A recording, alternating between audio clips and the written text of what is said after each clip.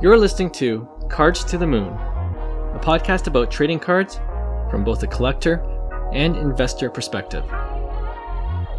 We hope you'll stick around for the ride as we take a deep dive into the state of the hobby, share some hot takes, hopefully some useful advice, and fun stories along the way. Hey all, you're listening to Cards to the Moon. I'm Clark, and with me is just Hyung. No need to worry though, we didn't make a personal change in 2022 by kicking John out of the podcast. He's just not feeling 100%, but hopefully we'll have him join us again in our next episode. Speaking of episode, this won't be one of our regular full-length shows. If you missed our latest episode on Tuesday, that wasn't our regular episode either because we ran into technical audio issues. So we ended up just airing a short segment of what we recorded last week, which was one of our 2022 hobby predictions that Fanatics was going to buy out Topps. Now, I don't think any of us thought it would happen so quickly, but our general consensus in that episode was that it was a question of when and not if. So you can go back and listen to the 5-minute episode on Tuesday, if you haven't already, to hear what we thought might happen in more detail. And as promised in that episode, because we couldn't salvage the entire episode, we transcribed the rest of that segment on our 2022 hobby predictions for you to read, which is now up on 5cardguys.com. We'll have a link for you in the show notes right below wherever you listen to your podcast. We also wanted to give you guys one extra episode this week where Hyung and I can just do a quick follow-up to the massive news of Fanatics acquiring Topps. So Hyung, what was your initial response when you heard the news earlier this week? Already. Yeah. That was my initial response. But exactly. The next response was, man, Topps just went from 1.3 billion to 500 million, just like that. Right? Yeah, and Fanatics is playing chess out here. For me, it was inevitable. We talked about it on the show. It was a matter of when, and it makes sense if you think about it because the Fanatics deal was supposed to start in 2026 with the licensing, but then it allows Fanatics to immediately make an impact right now and get into the cards. But more excitingly, as a lot of people would agree, is that basketball and football licensing is key because that means a chance to bring back Topps Chrome onto that side of things, that side of the world. And I think a lot of people are excited about that, including myself and a lot of others. So I think overall it's great news because we all love the Topps brand. We all grew up in the Topps brand, and it's something that's very nostalgic to a lot of us. And some of the biggest cards in iconic cards in history are of the Topps Bowman brand. So, being able to continue that, I think it was a great move by Fanatics. I think it was a great move by Topps as well. Like I said in last week's episode, it's just a matter of time. It's it's a win-win situation for both, and hopefully it will create change in the hobby for the better and move us into a better position moving forward. Yeah, totally agree. And one of the first things I thought about too was that Topps products were here to stay, the Bowman Chrome, the Topps Chrome, the sets we love and got us back into the hobby. So really glad to hear that the Topps products are here to stay for longer. And I also like this awesome diagram that Josh Luber had on his Instagram account, where it was essentially a timeline with the left marker being 1952, and then in the middle is today, and then an arrow pointing towards the future. And below that timeline is the Topps logo running across the entire timeline. Of course, meaning Topps, the brand, is here to stay. So yeah, that was totally cool. I want to ask you, what do you think of the reported $500 million plus to acquire Topps? Was it an overpay, just right? Or, and just remember, like you mentioned, Topps in its heyday was valued at over $1 billion. Right. Yeah. And that's exactly it. I think it's a steal in any market. It reminds me of Luca's cards, right? 1.3 billion to 500 million. Yeah. I think Fanatics got a great deal, and I think Topps got a great deal. Fanatics played their cards right, where they were able to get a really good deal on Topps, and now they can expand in their ways and their strengths and with their resources. So I think it was in the long in the big picture, Fanatics got a great deal. It's a lot of money, but yeah, just the timing was perfect, right? So absolutely. John isn't here today, but he did leave a couple of good notes for us to go over. And one of them was whether we thought Fanatics bought out Topps this early in the process to protect the hobby. And I think what he meant by that was, if they had just waited for the MLB license to switch over from Topps to Fanatics in 5 years or so, there was some concern that Topps would just print the heck out of their cards to cash out as much as possible.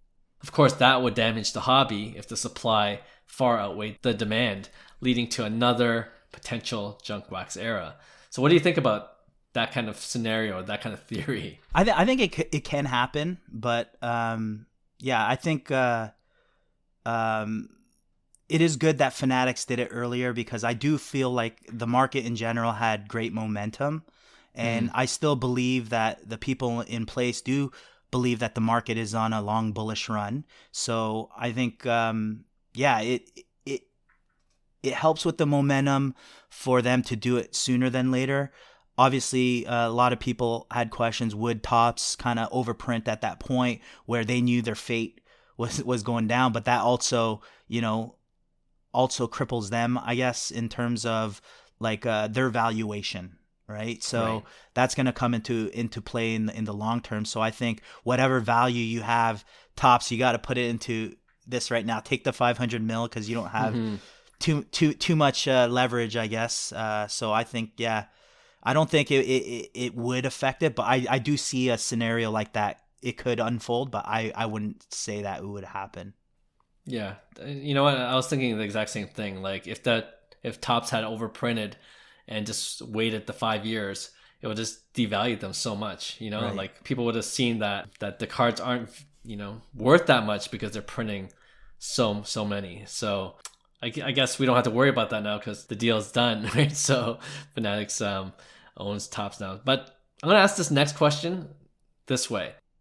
Over under 1 year that Fanatics buys out Panini.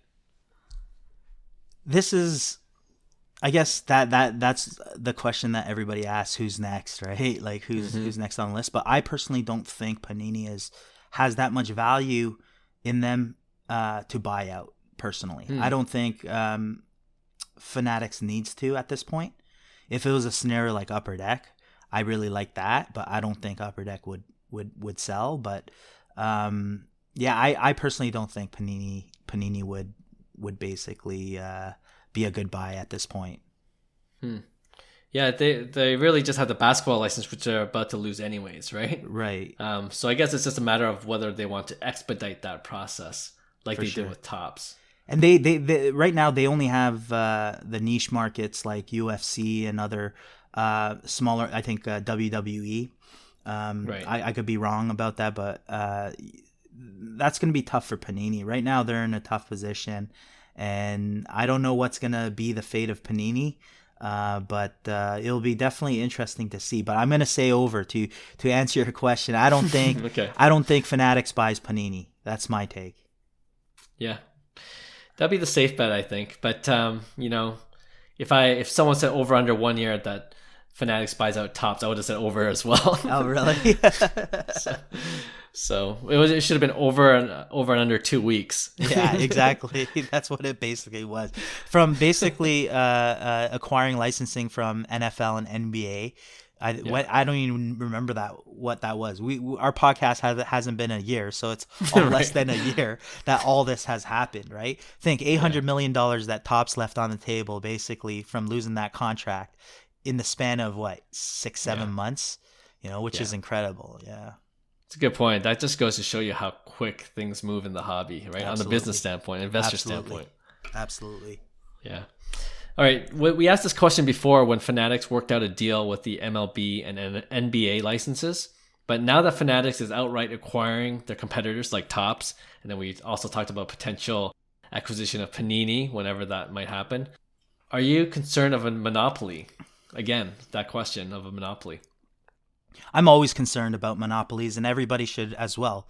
But I also believe that Fanatics is going to make the industry better. So I'm very optimistic about that. But I also believe as technology increases, as the potential of what we talked about with with the crypto and digital world, I think there's going to be new companies that evolve from all of this. And as the hobby evolves and changes, bigger companies are going to provide the solutions to the problems that this industry needs. And you're going to see a company that doesn't exist today, exists tomorrow, and become kind of like that competitor to Fanatics. I'm hoping, because that's exactly what really needs to happen to make this market as stable, secure, and I guess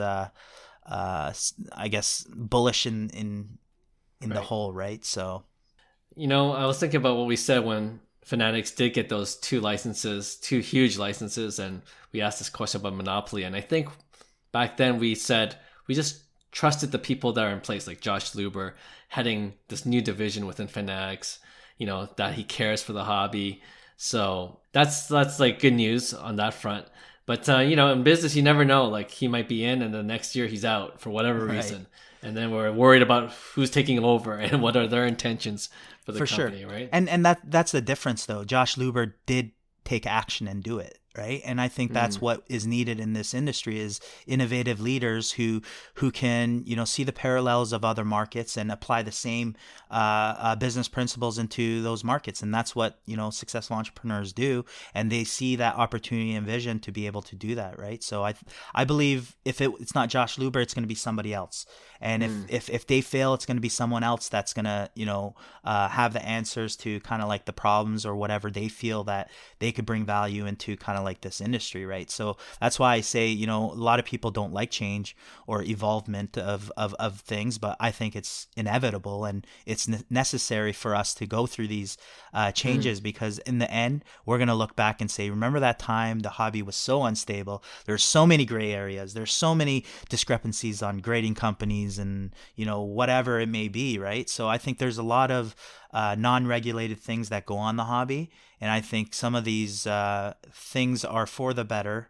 And if it's, like I said, if it's not Josh Luber, it's going to be another entrepreneur that sees the same vision or same opportunity or same problems that they're able to kind of solve. Yeah, no, I certainly hope so, for sure. It was interesting you mentioned in the answer to the last question that we could potentially see smaller companies that might not exist right now, but they might exist tomorrow, that could really add value to the hobby, or even compete against Fanatics and make the hobby as a whole even better. I was going to ask, like, can you think of any current big companies that could be that competitor to avoid that monopoly? And the only thing I could think of was Amazon, just because they have the cash to acquire those licenses when those deals are up.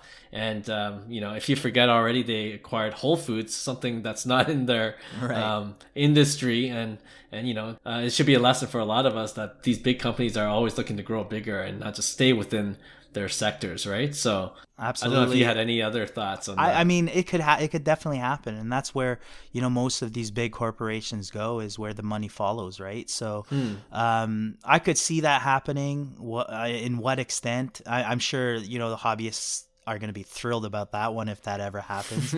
But that's just the nature of kind of our I guess our controlled capitalism that we live in, right? It's there are rules of the game. People understand the rules well, and if you can put it in a way that you could capitalize on it, and I think any company that has the ability and has the resources that can do it may step in your perspective that you're mentioning, right? So, but I truly believe in the smaller companies that create, and they actually are a part of the industry, and they want to make the industry better by providing services that that get the industry better, right? I support those companies instead of a big tech company coming in, and hopefully we could back up those companies, because we all have to question the monopoly as well. It keeps a good balance, and keeps them on their toes of that they have to do what's right as well. So I think it's going to be a balance, and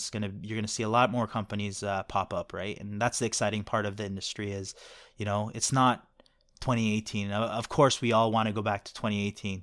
We'd have all spent a lot more money buying cards, right? Yeah. But as you kind of go through those experiences, you live and you learn, right? And you want to grow. So, yeah, well said. Well, we're only not even a week in 2022, and we had this huge hobby news. Do you think there's going to be bigger news than this for the rest of the year, for the rest of the 51 weeks remaining? You know what, this was pretty big news, and I guess this was one of the predictions we made in 2022. Yeah. So it did come true within like a week. But right. It's for sure you're gonna hear. 6 months ago the NFL and NBA licensing deal was huge news, right? Yeah. And then in the same year, you have basically Topps being actually bought out, right? And true. Like I said, I think fractional shares are going to be a big thing in 2022. And as technology increases and people create apps and other solutions to people wanting to invest in, and it makes it an easier way, I think stuff like that will definitely grow, and you'll see a lot of movement kind of from other, I guess, sectors and industries bleeding into kind of like the card industry. So it's going to definitely be excited to see what happens, but no one knows, right? It's every week is a surprising week. There's a record-breaking sale every week. It's just nuts to see kind of where this hobby went in this crazy world, right? In the last 2-3 years. Crazy, yeah. But on the good side of things, like I'm sure every hobbyist can agree, it's like this is a great escape from kind of like, it's not saying that this is not part of the real world, but like, we're going through a lot of stuff, and to be able to have something that, people actually love to do for the most part from a hobby perspective and from an investment perspective, being able to, use this, industry to help you in life in general. Like for me, I know the card industry kind of helped me pivot, my businesses during these times. So it is definitely crazy. But it definitely is a beautiful thing in my opinion, what's happening in the card industry. Yeah, I agree 100%. And I'm in the same boat too. It helped me pivot to doing something I really love, full time. Right. So can't complain. And, for me, anything like big news like this is just good for the hobby. Like that just reaffirms my belief and our belief that the hobby is here to stay. People think it's going to crash and burn, but with all this money flowing into the industry, like why would any company like Fanatics or any like all these newer companies, why would they invest so much time and money into something that they don't really believe in? Right. And that's why it's like you can't live on fear. You can't live on fear. You got to just go with the flow. 100%. So bullish on the hobby. Okay, I think again we think it's great news with the Fanatics and Topps deal announced. We're both excited about the future of the hobby, even more so. And it definitely should be a fun 2022 in the hobby.